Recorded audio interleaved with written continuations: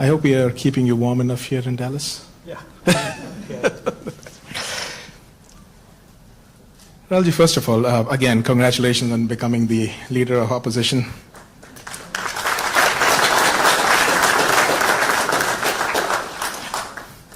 A few of my students came to me and they asked one simple question. It's like, what does his day-to-day as the leader of opposition look like?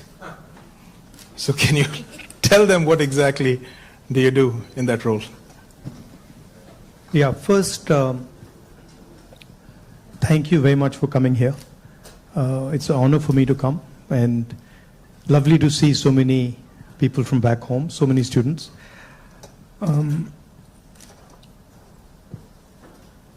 See, opposition, at its heart, is the voice of people. So, if you have parliament, of course, there's a whole sequence of events that go on, but what you're generally thinking about is where and how can I raise issues of the people of India. And you're thinking from a individual perspective, and you're also thinking from a group perspective, you're thinking from a industry perspective, you're thinking from a farmer perspective, and the important thing is that you do it sensitively and after listening and understanding carefully. So very often,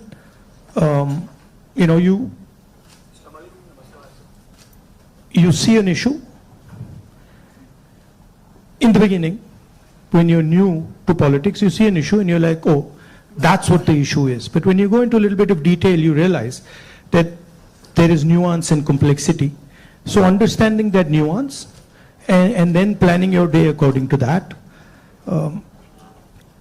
that's how it generally works. Parliament, of course, you go there in the morning and then it's like a war. You go in and then you fight. It's a pleasant war. It's reasonably fun at times. It can get nasty also, but it's a war of ideas, war of words, and we are trying to put our point of view across, and the government is trying to suppress our point of view. So that's how that works. And then there are a lot of people who come and see you, different types of people, party people, business people, farmers, these type of delegations. So you're constantly listening to what they're saying. So you just mentioned that you look at issues in a certain way differently. Now, thinking about your career as a politician, the first time you got elected and this time, has there been a change in the way you look at these issues and your mind thinks differently about how to go about them? Quite differently. Now, I'm coming to the conclusion that listening is much more important than speaking, right? And listening doesn't just mean that I come there and I listen to you. That's not listening. That somebody you're talking to me and I'm looking at you and I'm hearing what you're saying, but I'm not listening. Listening is a completely different thing. Listening is putting myself in your position. So if you're a farmer, going into the person's life, going into the person's day-to-day life, and then understanding what he's trying to tell you. Yeah, so listening is fundamental. And then understanding the deeper dynamics. So you then are not just swimming around on the surface, you're raising fundamental issues, and you don't go raising every single issue. You focus clearly and you're like, okay, this is important, I got to raise this. This is something important, I got to fight for this. This is something important, I got to fight. So you choose your battles much more carefully. I think you hit it on the head, that prioritization. So,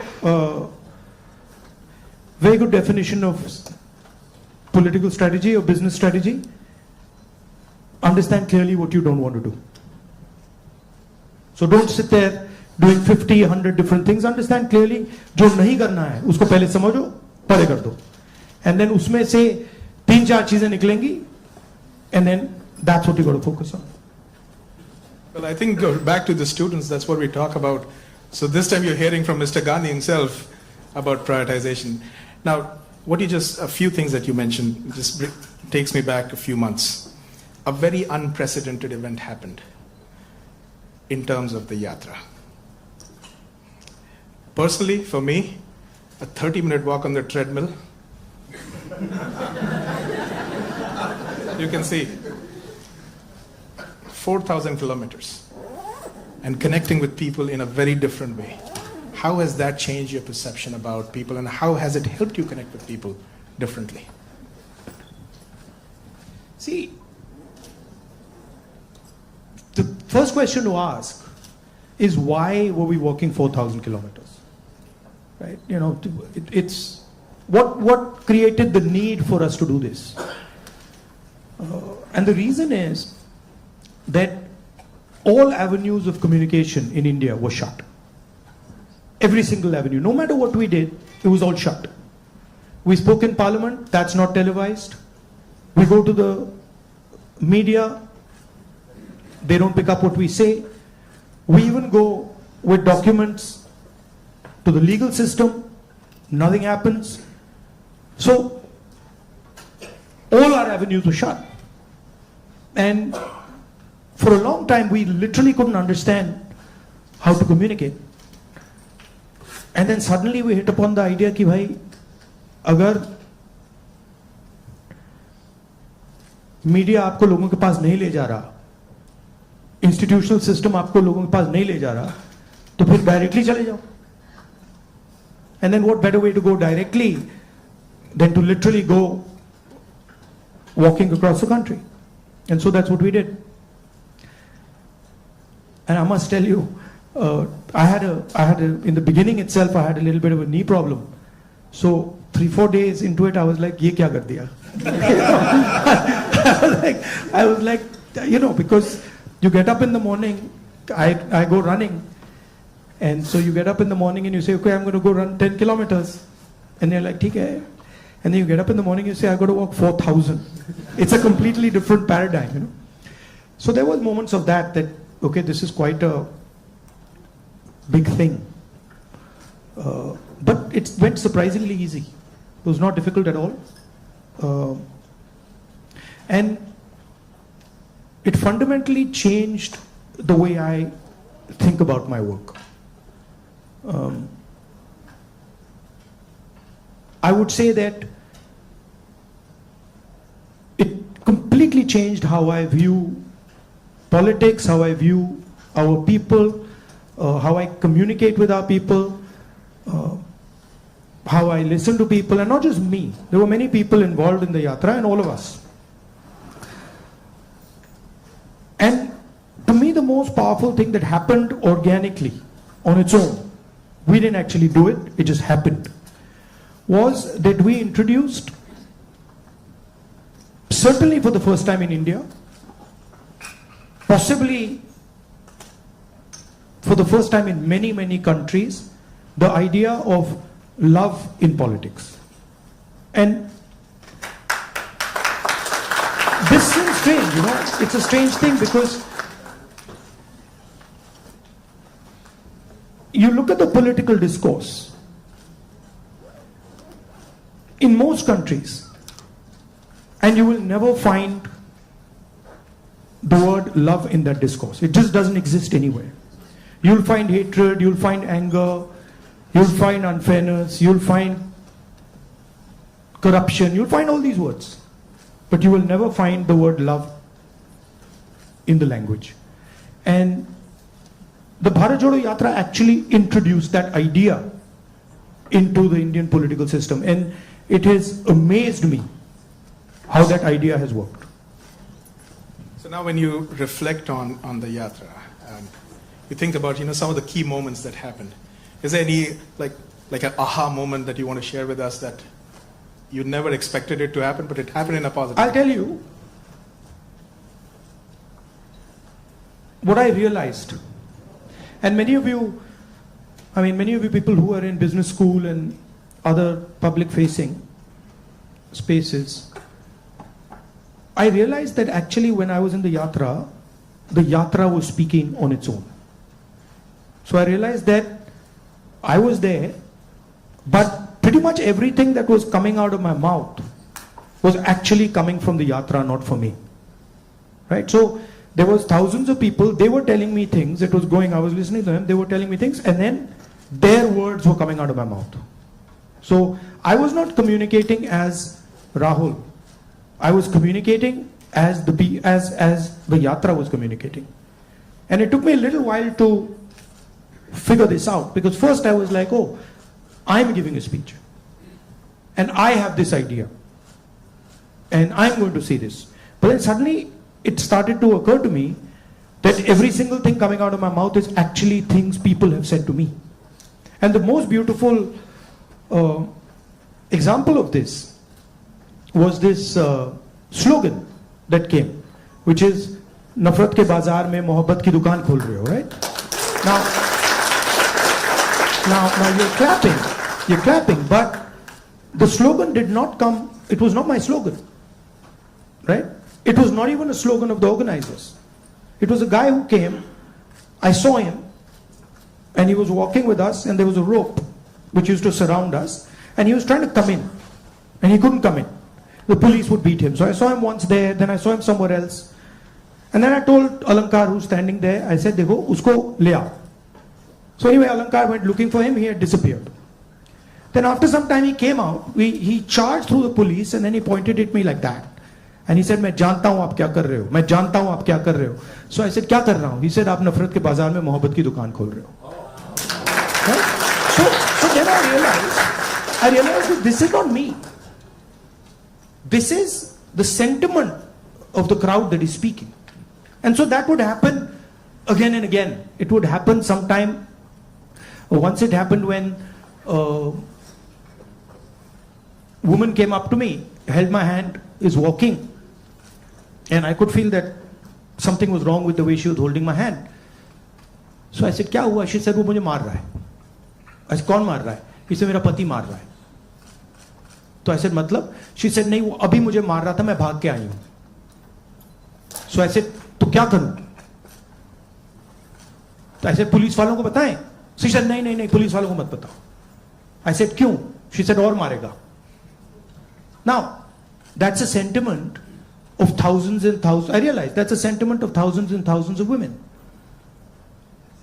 That they're being mistreated, they're being treated violently, but they can't say anything. It's hidden. Right? So now when I'm speaking to you right now, I'm saying these things to you, it's not me. It's that girl who's saying it to you. I just transmitted it. So that's the job, in my view, of a politician, is to listen to sentiment, to understand sentiment deeply, and then to give it to other people, right? Like I can see the faces here of the women versus the men, and when I'm saying that, I can see the faces of the women are different. They're reacting completely differently to what I said because they're understanding that. They're like, "Oh yeah, I've been through that before," right? So that's the idea. The idea is not that Rahul Gandhi has some fantastic vision for the country and now he's going to project the vision to the country. The idea is, what is the country saying? What is the country feeling? Right? So in our system, I always used to wonder why this idea of sort of annihilation of the person. You know, if you look at Mahatma Gandhi, you see him in a sense destroying himself. You know, when he's in university, if you see his pictures, they're very nice suit, very nice hair combed, and then slowly you start to see that those things start to fall away. His clothes fall away, his fancy suits fall away, everything falls away. So there's a sort of almost a destruction of the person taking place, and you can see this in many of our leaders. And the reason it's happening is because the person is actually dying and the voice of other people is taking over, right? I don't know, I'll give you an example. Do you know what devta means? In the term devta, do you know what it means? Yes. No. What? No, it doesn't mean God. The deity. No, doesn't mean the deity. So Devta in India actually means a person whose internal feelings are exactly the same as his external expression. Meaning he's a completely transparent being. Right? It does not mean God.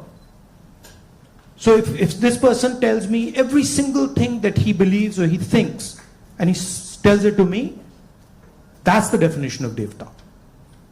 Right? It's the idea that you destroy yourself. Right? So to me, that is interesting about our politics. How do you suppress your own ideas?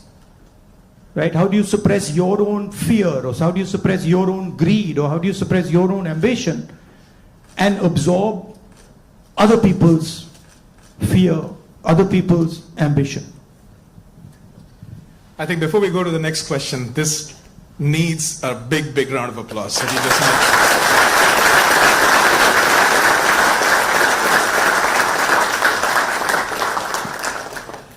If you look at our big leaders, and historically, and you can see extreme, so you can see a Buddha who's extreme, you can see Bhagwan Ram, same thing, you can see Mahatma Gandhi. The basic idea is the destruction of the identity. The basic idea is the destruction. No. The basic idea is the destruction of the self, right? And listening to what others are saying. So to me, that's Indian politics. That's the heart of Indian politics, and that's what an Indian leader is. That's how an Indian leader is different than, say, an American leader. An American leader will say to you, listen, we got to go there. I'm going to take you there. Promised land. Let's go. Indian leader attacks himself. Gandhi essentially attacked himself. Totally different concept. In some words, in some ways, Bharat Jodo Yatra was an attack on myself. 4,000 kilometer chalna hai, risk hai, गोली लग सकती है, छोड़ो. Let's see what happens. So then that generates a completely different way of thinking and a completely different relationship with people. You know? Idea of Shiva basically. When they say Shiva is the destroyer, what is he destroying? Himself. That's the idea. Right? He's destroying his ego, he's destroying his structure, he's destroying his beliefs. So Indian political thought, Indian political action is all going inwards. But I mean, I think we might be getting too philosophical. So a good scientist is also that. I agree. Or a good engineer is that. Good yogi is that. In fact, if you're good at pretty much anything, you are destroying yourself in some way. I need a pause for that. One of the important threads in this fabric that we talk about is the youth, and they have a very strong role to play. And especially when you look at US and India, and I see all the students that come in, one of the greatest joys for us here is to work with our students. They just energize us beyond limits. More than 300,000 of them are in the US. About 4,000 of them from India are here at UTD. Where do you see them playing a role in the large scheme of things that India is poised towards? These ambassadors who are sitting here, and of course there are some who have come before and are doing great things here in the US.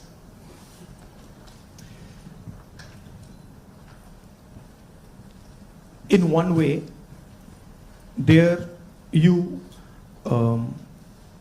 are a bridge between the rest of the world and India. So you have ideas and values that you bring to the United States. And often those ideas and values might not be understood so easily in the United States, right? There's a different cultural ethos, different cultural system here. But your ideas are as valuable as anybody else's.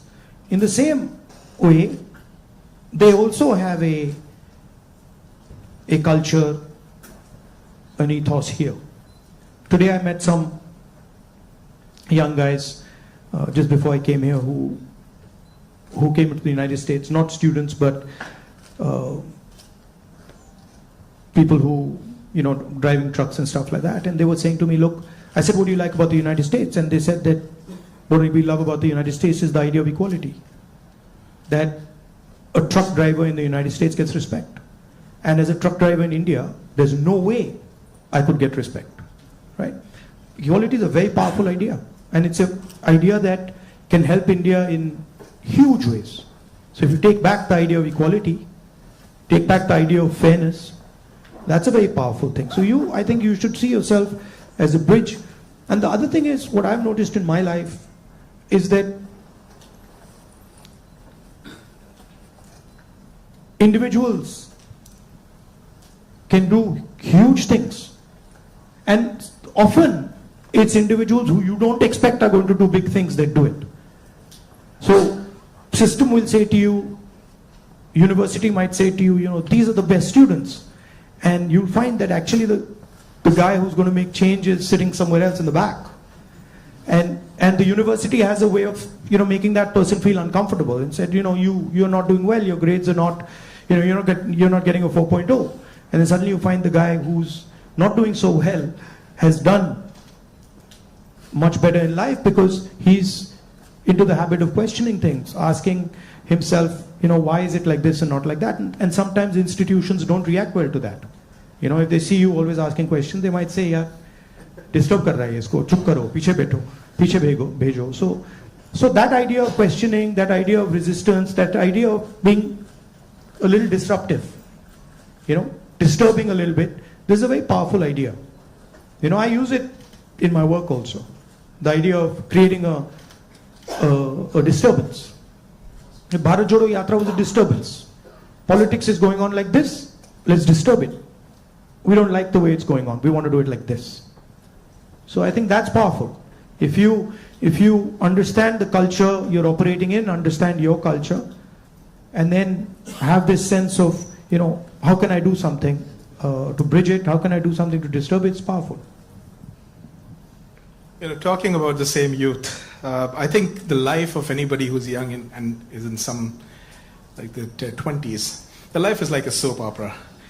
Every day there is a new challenge, there is something that is... It's the life of somebody who's in his 50s, 60s, 70s. The soap opera continues. It's not that the soap opera stops at 30, yeah? Let me tell you.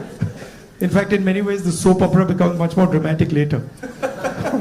Multiple soap operas start up. But so they have concerns. They have concerns about doing well in life. They're starting off maybe a professional career. They have questions about whether they'll do well or not. Employment also happens to be a key area and I feel across the world right now the youth is kind of rippling through that, a phase where there are questions about where they will land professionally from an employment perspective.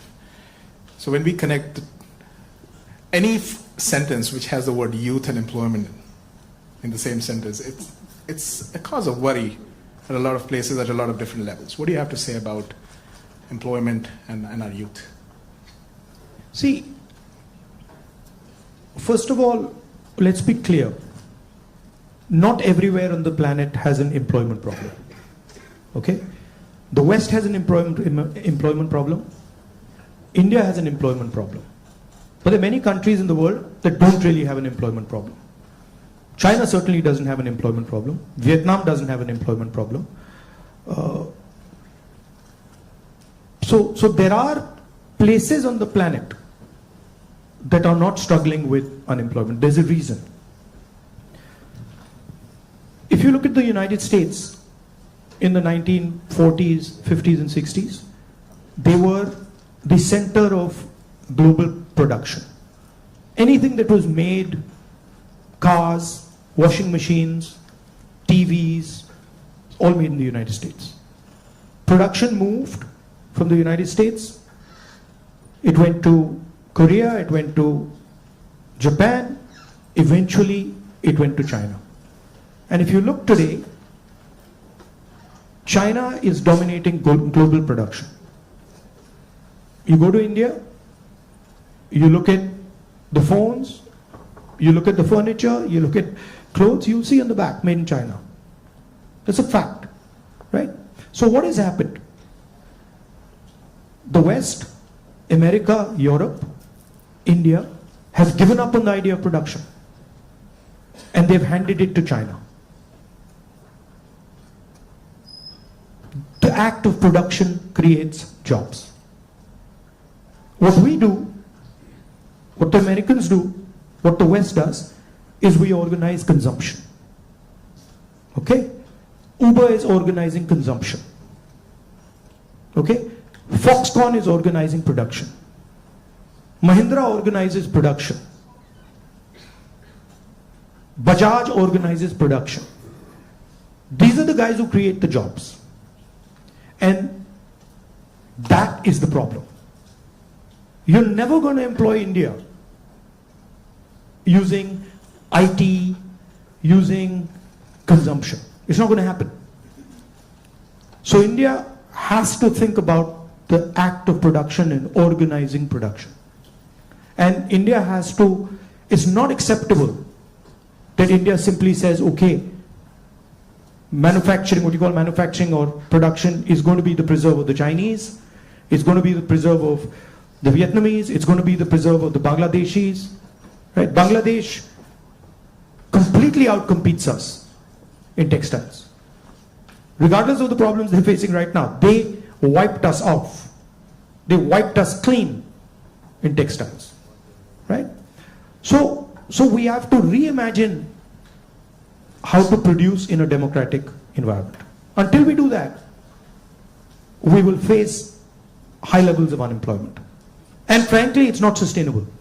So you're going to see that if we carry on down this path of forgetting about manufacturing, you're going to see massive social problems coming in India and in the United States and in Europe, right? The polarization of our politics is because of this. We're getting ready to ask a few questions from the audience. Can we have the runners with the mics? But while we do that, Rahulji, in this, what you just spoke about, that even if people are fine with the way their jobs are and they're secured, we have a new challenge in the name of AI. And there's a lot of fears around that AI is going to take jobs away. Do you feel so as well? Again, see, every time you get a new technology, the argument is made that it's going to take jobs away, right? When computers first came, it's going to take jobs away. When calculators first came, it's going to take jobs away. ATMs came, it's going to take jobs away. Okay, this is a fact. Now, what happens is, it does take jobs away from some people and then transfers them to other people, right? So, I'm not of the view that jobs will vanish, but different type of jobs will be created and different types of systems will benefit more or less, right? I think, for example, the IT industry in India is going to have a real big serious problem because of AI. But I don't really think a Bajaj making scooters is going to have such a big problem, right? So it's going to hit different people differently. It's going to take away some jobs, it's going to add some jobs. And if you're positioned properly, it's an opportunity. And if you're positioned badly, you're in trouble. I mean, I remember Mr. Vajpayee gave a speech that Indians don't need computers, right? And somebody else gave a speech that Indians don't need English. Computers created millions of jobs in India. It's a fact.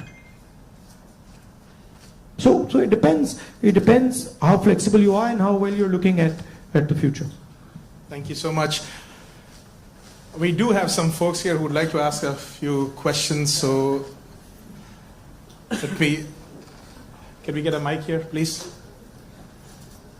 Mr. Shroff, right here. Okay. First, let me Okay. add 2 questions. So first of all, thank you for the opportunity. Let's keep it to one question, please. Yeah. Yes, one question. So India has a young population. So what are your plans to modernize the education system and bridge the gap between the education system and employability? That is the first question. Let's keep it to sure. one, please. Thank you.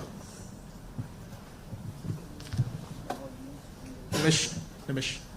Should I just answer this one, or you want to get to, okay? I'll try. I think many people say that India has a skills problem. I don't think India has a skills problem. I think India has a skill respect problem. So India doesn't respect people who have skills. But I don't think there's any limit on the skills that are already available in India. Okay? Second, our education system doesn't connect with the business system.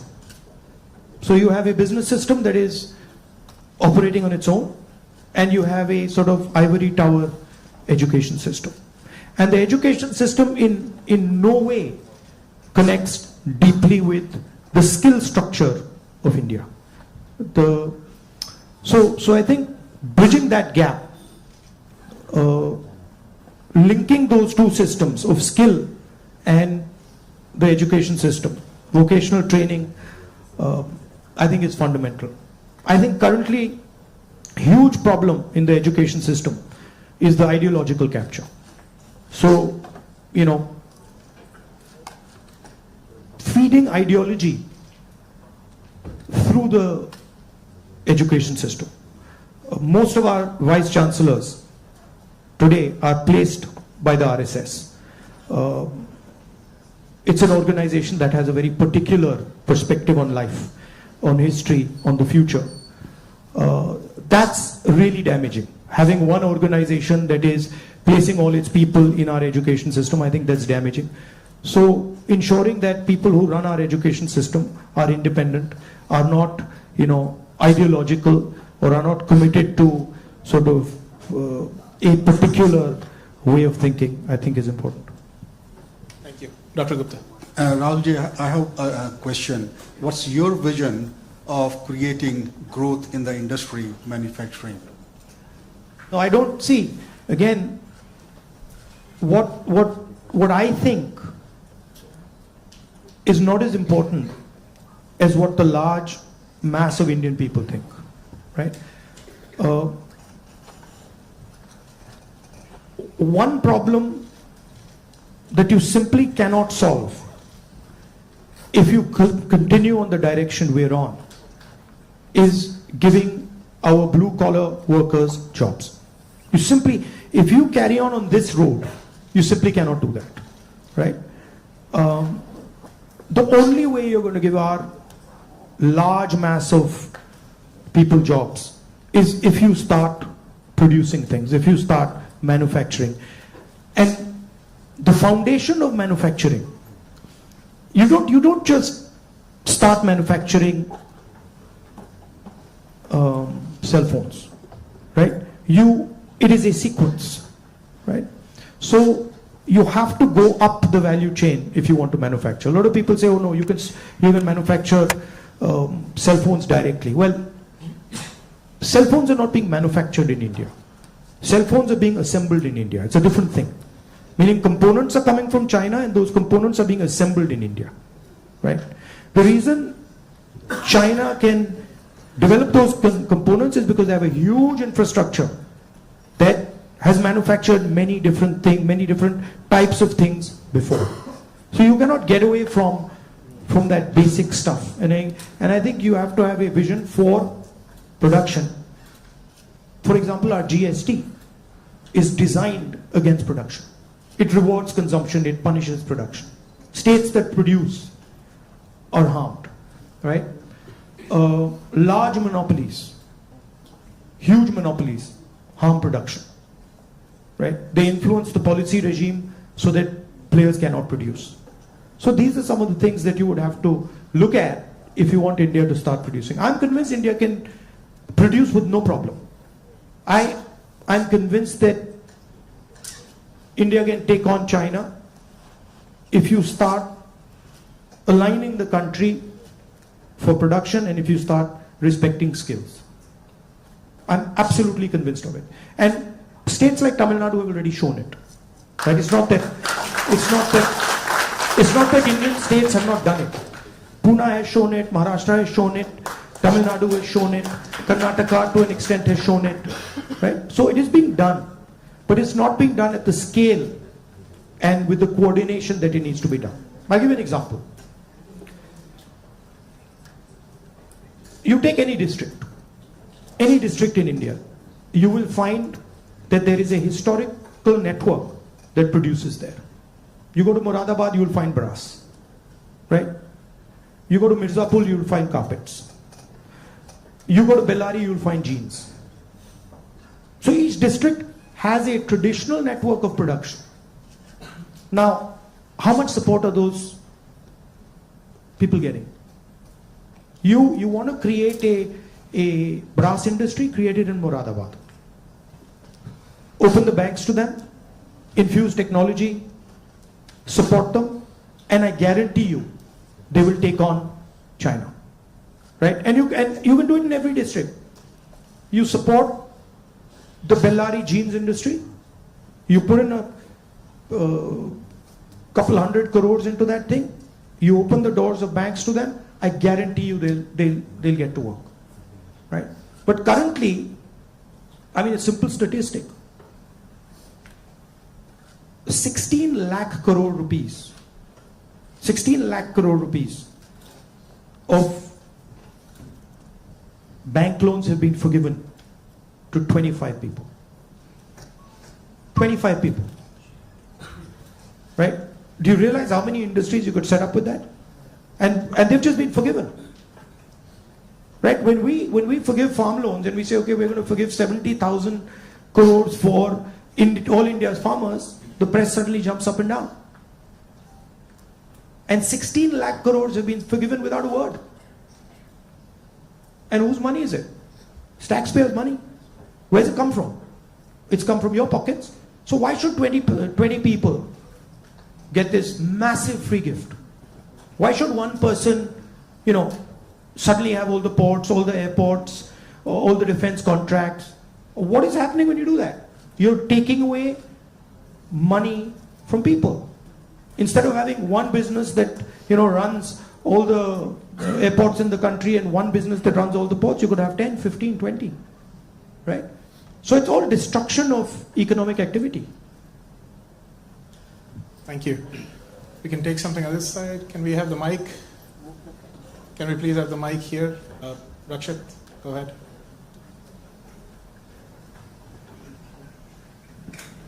Hello, Rahulji. My name is Rakshit. First of all, thank you so much for being here. We feel so privileged. So my question is, how do you think we as students and youth contribute to and get involved in public service and the development of our country? Come and work with us. We can show you. But realize that neither is it easy, and it's not fun all the time. It can be unpleasant, it can be hard, but it's got its, you do get gratification from it, but it's not easy. And if any of you are interested in it, we run internships and we put people into our system and train people. Thank you. We had a question here. Mr. Shah.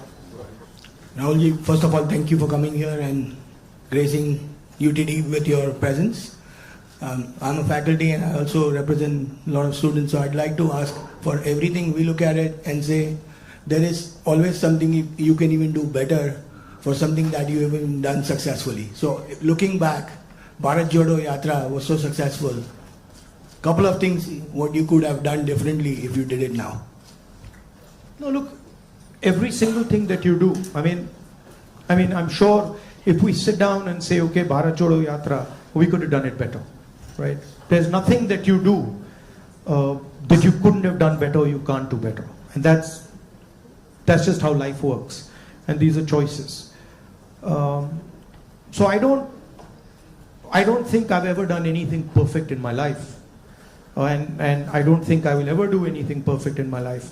But it's a learning experience, right? So you start off, you try something, doesn't work, you do it again, and then it works. Yeah. Thank you. Take another question. One thing that I didn't think was important, because of something my father said to me once, which is strange, which turns out is quite important, which is that once my father told me, look, if you work properly, you don't need to tell anybody about it. Work speaks for itself. But it's actually not true. It's a strange thing, it's not true. You've got to communicate it. And the one thing I have fundamentally changed is that earlier I would do something and I wouldn't communicate it. And now I do something and I communicate it. It's not actually my nature. My nature is actually just to do it and not communicate it. But I think it is important that you communicate. Should be a two-way traffic. Yeah.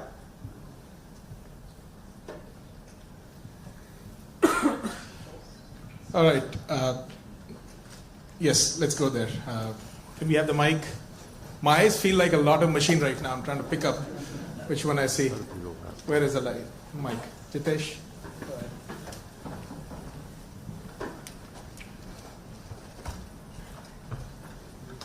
Thank you, Rahulji.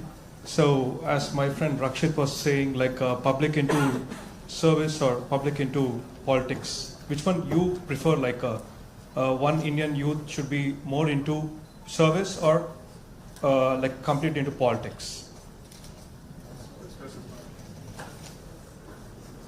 Look, don't have a rigid idea of what political action is. And in the same way, don't have a rigid idea of what service is. Those two can overlap, right? Politics is much broader than fighting elections or giving speeches, right? Politics is about influencing how people think, and you can be very political and not be directly involved in the political system, right? Or you can be deeply involved in the political system and not be doing politics at all. So I don't think you should think that those are two different avenues. You should do what you like. And in what you like, you can do politics without a problem. I think we have time for another couple of questions, right? So, Dr. Mehrotra, can we have the mic here, please?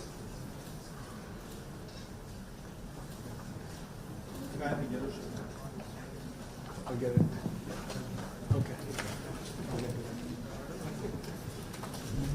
First off, thanks a lot for being here. It's a rare opportunity and we are truly grateful. To me at least, and I could be wrong here, it almost seems like there are two Indias. One that is reaping the benefits of the growth that we see, and then one that's being kind of bypassed. There's still unacceptably high number of people living in abject poverty who don't even have access to the very basic of quality education.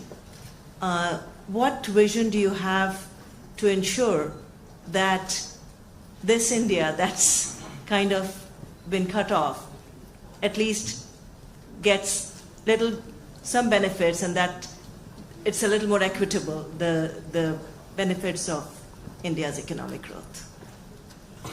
There are clearly two Indias. And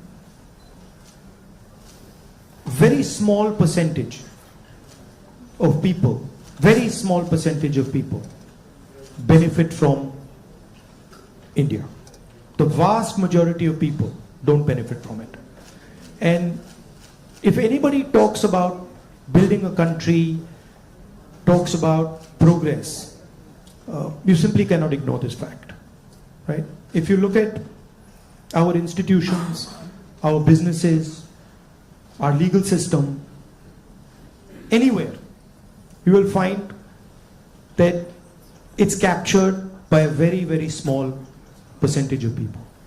Now, one of the things that I keep saying is that in the 21st century, you need data.